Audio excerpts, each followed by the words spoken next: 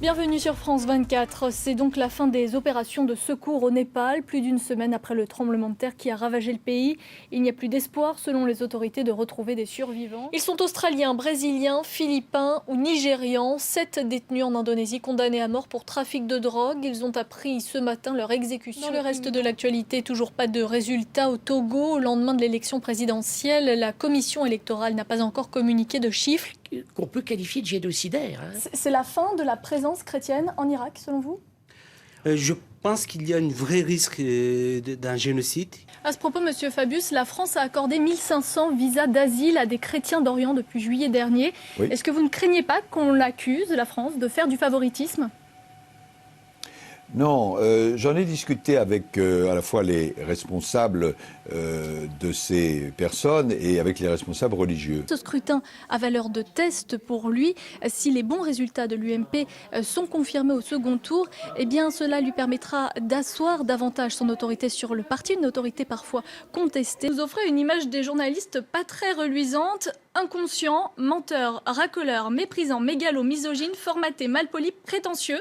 C'est dans votre livre.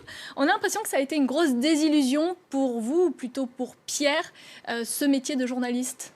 Non, parce que, oui, il y a eu des moments de désillusion. Bonjour à tous et bienvenue dans 7 jours en France. C'est un thème récurrent chez les politiques, la lutte contre le chômage. Depuis des décennies, chaque président promet de combattre ce fléau, avec au final plus ou moins de succès.